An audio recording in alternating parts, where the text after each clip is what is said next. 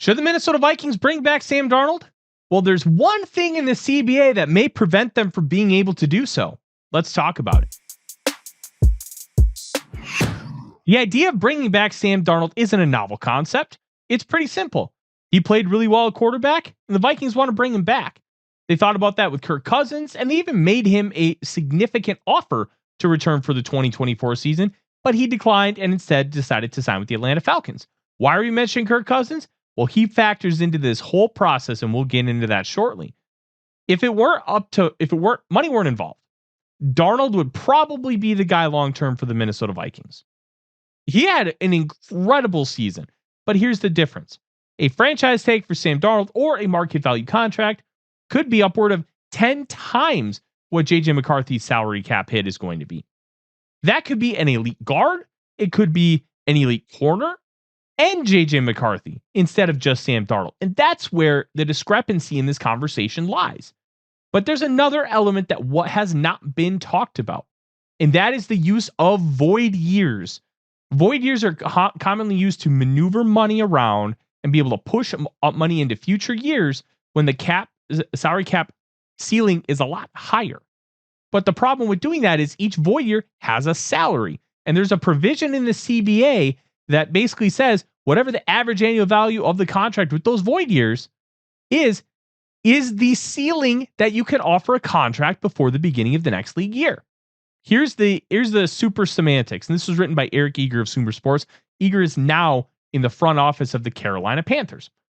Some of the prorated bonuses, and this is talking about quarterback Kirk Cousins, were left over from the 2022 extension of Cousins, which was $18.75 million in totality, while the remaining $4 million per year was from the 2023 restructure.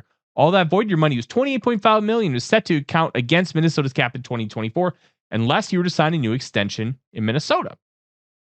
There's a catch though. Those base salaries for those void years in 2024 through 2027, which are dumb years that will never be paid, they set a cap for a possible future extension. Per the CBA, a player cannot sign a new deal that includes a raise within a year of signing another deal. Cousins' new deal is on paper a 5-year, $200 million deal with a $20 million signing bonus, and a mark that cannot be exceeded should he sign a deal to remain in Minnesota before the 2024 league year.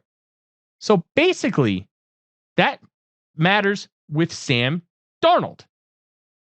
When it comes to Sam Darnold, he signed a 1-year, $10 million contract, but he had one void year with a base salary of $30 million. That means you have a 2-year, $40 million contract. You cannot eclipse that within a year of signing that contract. So, when you're Sam Darnold, guess what?